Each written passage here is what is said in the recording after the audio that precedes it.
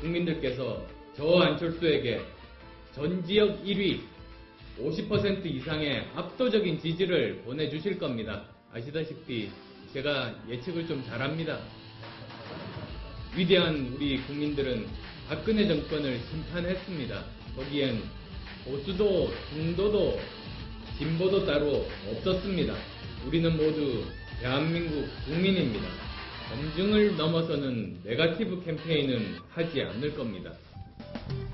잘 부탁드립니다. 자, 이번 코너는요, 안철수 후보 측 이야기를 들어보기 위해서 국민의당 이언주 의원을 스튜디오로 초대를 했습니다. 어서 오십시오. 네, 안녕하십니까. 안녕하세요. 네. 자, 오늘 선대위 첫 회의가 열렸어요. 비공개 회의로 진행이 됐는데, 안철수 후보가 이 자리에서 어떤 강한 메시지를 혹시 전달한 게 있나요? 네, 우선은 뭐 현안 중에서 네. 우병우 수석 영장이 기각된 사례를 가지고 이 김수남 검찰총장 사퇴해야 되는 거 아니냐, 책임져야 한다 이렇게 강하게 비판을 하셨고요. 네.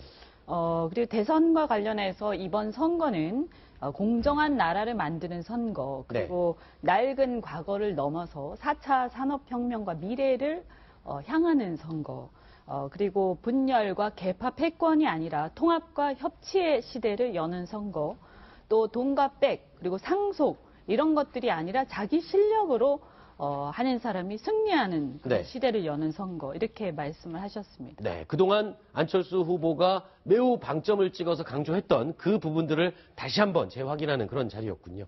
네. 그런데 궁금한 게 하나 있습니다, 의원님. 사실 이제 오늘 선대위가 있기 전에 이제 다른 당, 특히나 이제 민주당 이런 데서 안철수 후보가 대통령이 되면 박지원 원내대표가 상황이 될 거다. 이런 얘기들을 하면서 계속 이제 어떤 좀 그런 흐름을 잡아가려고 막 노력을 했었고요. 그리고 사실 국민의당 내부에서도 박지원 원내대표가 선대위에 참가하지 말고 좀 백의종군을 해라. 이런 얘기들이 나오지 않았습니까? 오늘 혹시 비공개에서 그런 얘기를 가지고 좀 어떤 좀 약간의 좀 얘기들이 오갔습니까? 오늘은 비공개에서는 이렇게 선대위의 좀 실무적인 얘기, 왜냐하면 이제 선거 운동 기간이 며칠 안 남았기 때문에 굉장히 이제 촉박한 시기고 이래서 실무적인 얘기를 주로 했었고요. 그 상황 문제와 관련해서 저희는 그렇게 생각을 합니다. 이번에 사실 박근혜 정부 이렇게 그 대통령이 탄핵까지 당하면서 우리 국민들이 느끼는 게 뭐냐, 이 제왕적 대통령의 절대적 권한, 이 절대 반지, 이것을 어떻게 빼게 할 것이냐, 그리고 어떻게 이 반지의 힘을 약화시킬 것이냐, 반지만 끼면 그냥 미쳐버리는 이것을, 그리고 그 반지 낀 사람 주변에 그 측근들이 바로 하는 이 문제를 어떻게 해결할 것이냐, 여기에 굉장히 큰 관심이 있고 저희 국회의원들도 마찬가지인데요. 그런 관점에서 본다면 저는 오히려 대통령이 되시면 지금 개헌이 안 된 상태잖아요. 그러면 이 절대적 권한을 갖게 되시는데 안철수 후보께서 그 후보가 너무 절대 권한 휘두를까봐 걱정을 해야지, 그 주변에 어떤 정치권에 유능한 사람들이 어떤 상황에 이런 건 걱정 안 하셔도 된다.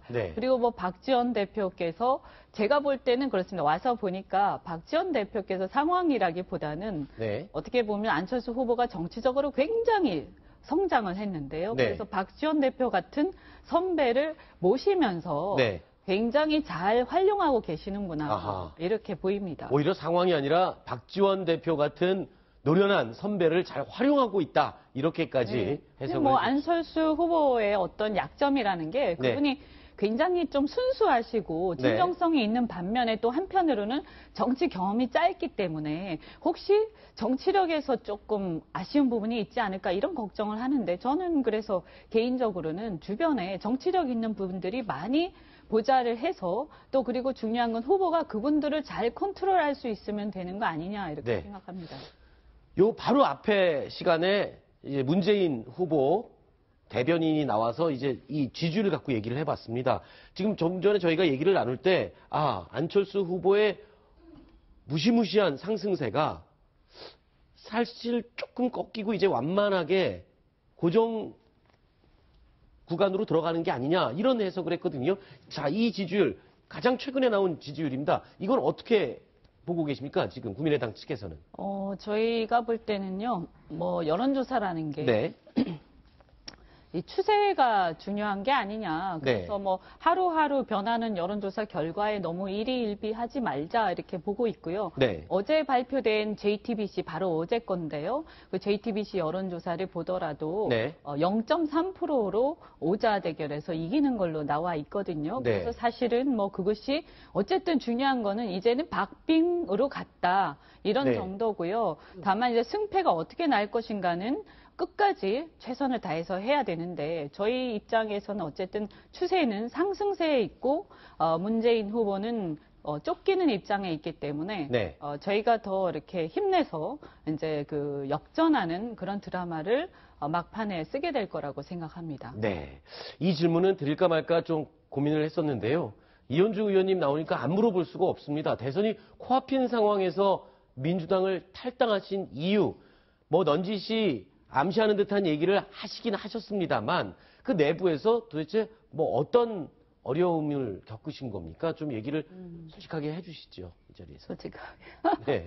네, 뭐 나온 당에 대해서 너무 자세히 말씀드리긴 그렇고 제가 네. 나온 것만으로도 무슨 생각을 했는지 아마 짐작하실 거라고 생각을 하고요. 네. 다만 저는 정치를 이제 재선 의원인데 사실 정치 오래 한 편은 아닙니다. 그런데 제가 생각했던 정치는 뭔가 정말 고통받는 많은 사람들의 문제를 해결하고 또 그 갈등을 해소하는 공간이 되어야 된다. 이렇게 생각을 해왔는데 막상 정치권에 들어오니까 끊임없이 양극단으로 대립해서 반사적이게 안주하는 그런 정치였습니다. 그래서 네. 이제 대통령이 탄핵까지 된 마당에 이제 국민들이 원하는 것은 정권 교체 그 이상의 것이다. 그래서 이제는 정말 새로운 시대를 열자. 그리고 정치권의 어떤 질서를 새롭게 재편하고 정치의 새로운 챕터, 새로운 장을 열어야 된다. 그렇다면 제가 비록 그 지지율이 높은 정당에서 작은 정당으로 옮기지만 만약에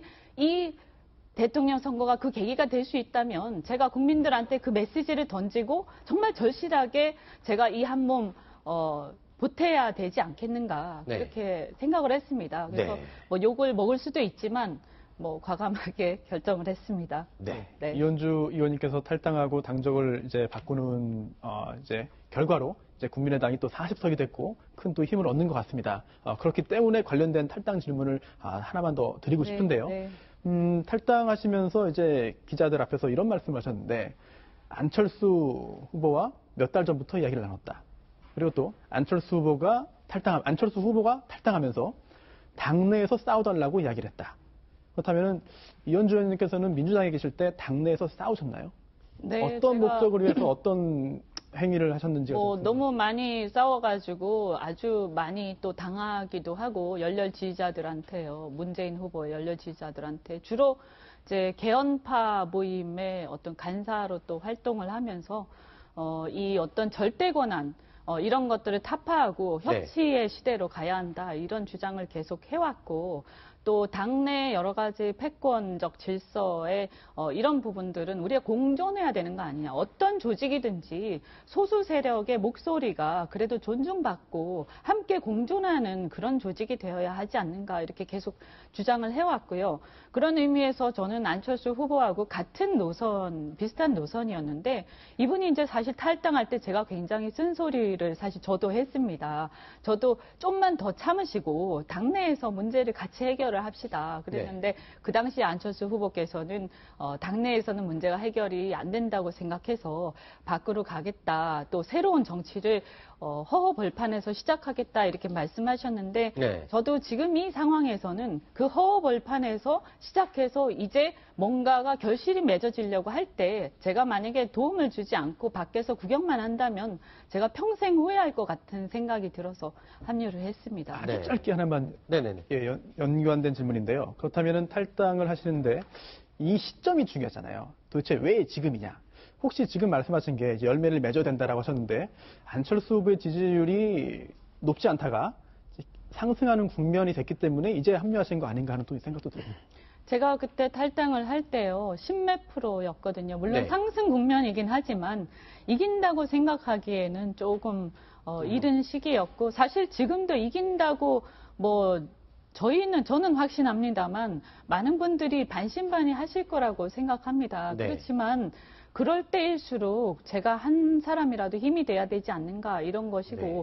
또 이제 경선 과정에서 사실은 저는 안철수 후보 개인보다도 어떤 후보가 새롭게 만들 시대가 어떻는가 이거에 대해서 관심이 있는데 우리 당의 또 다른 후보한테도 조금 기대를 조금 했었는데 그것이 이제 실현되지 못했고요. 어떻든 간에 제가 볼 때는 이번 선거는 당 대 당의 어떤 차별성이 크지 않은 선거다. 오히려 개인의 어떤 인물들 간의 노선 차이가 굉장히 극명히 갈라지기 때문에 어떤 인물을 선택하느냐에 따라서 우리 대한민국의 시대가 달라진다. 이런 선거라고 생각을 합니다. 네. 이제 한 선거까지 26일 정도밖에 안 남았는데 집권하면 이제 대통령이 되신단 말이에요. 근데 우리나라 정치 역사상 40석 가진 정당 소속의 후보가 대통령이 된 적이 없었던 것 같습니다. 그죠? 굉장히 소수 정당인데 40석 가지고는 사실 법안 하나도 통과시킬 수 없고요. 의원님 너무 잘 아시겠지만 뭐 예를 들어서 내년에 쓸 예산 같은 거 올해 무슨 통과를 하려고 해도 40석 가지고는 통과가 안 됩니다. 때문에 그래서 과거에도 그랬고 앞으로도 그런 전망이 나오는데 이 여소야대를 타개하기 위해서 결국은 민주당과 합당하지 않겠느냐, 뿌리가 같은 민주당과 합당하지 않겠느냐. 오늘 뭐 TV 토론에서 안철수 후보한테 홍준표 후보가 그렇게 질문을 하기도 했다는데 결국은 민주당과 손을 잡아야 과반수 넘고 법안을 통과시키건 대통령이 사실 할 수 있는 게 없잖아요, 별로. 제가 말씀을 드리면요. 네. 민주당과 합당할 일은 없습니다. 저희가 왜 민주당에서 굳이 그 많은 위험을 무릅쓰고 나왔습니까? 네. 이 패권과 어떤 이런 것들을 청산하고 새로운 정치 해야 된다. 정말 정치 새 시대를 열어야 된다 이건데요. 네. 그 의미에서 본다면 정당의 의미가 중요한 게 아니고요. 과연 개개인의 정치인들이 어떤 정치를 지향하고 있는가. 이것이 저는 중요하다고 생각하고 제가 선택을 할 때는 오히려 안철수 후보가 갖고 있는 지금의 포지션, 즉 말해서 중도에 위치해 있고 그리고 정당의 크기가 조금은 작은 이런 위치에 있기 때문에 오히려 저는 가능성을 봤다고 생각을 합니다. 무슨 얘기냐 하면 중간에 있기 때문에 양쪽의 합리적 세력들을 품어 안을 수 있는 그런 이념적 그 스펙트럼에 있고요. 또 하나는 뭐냐면 이게 40명이기 때문에 우리 혼자서 국정 운영을 구조적으로 할 수가 없습니다. 물론 우리가 중심이 되겠지만 중심은 우리가 갖고 가겠죠.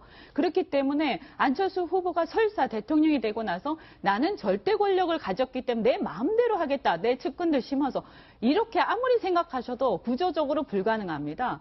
그래서 주변의 합리적 세력들을 끌어안아서 협치를 할 수밖에 없는 위치에 있고요. 그런 의미에서 보면 어쨌든 문재인 후보 같은 경우에는 그것조차도 가반이 안 되기 때문에 혼자 할 수는 없지만 그래도 꾸역꾸역 그 여소야대 속에서 싸워가면서 국회와 대립해가면서 끌고 갈 수 있는 위치에 있기 때문에 이것이 오히려 저는 더 국회와 정부 간의 대립이 어떤 잠재되어 있는 그런 구조고 중요한 건 또 뭐냐면 나머지 당의 의원들이 과연 어떤 후보를 더 선호하는가 말은 못하지만 자기 후보를 지금 밀어야 되니까 그러면 안철수 후보 같은 경우에는 합리적 보수의 의원님들도 그렇고 또 민주당의 비문 의원들 수많은 사람들이 마음속으로 많이 응원을 하십니다. 그래서 저는 이 국정 운영이 굉장히 협치와 함께 평탄하게 될 수 있을 거다 생각하는데 반면에 문재인 후보 같은 경우에는 민주당 내에서조차도 아주 열렬 지지하시는 의원님들을 제외하고는 그 비문 의원들하고 또 나머지 의원들 다른 정당의 의원들 같은 경우는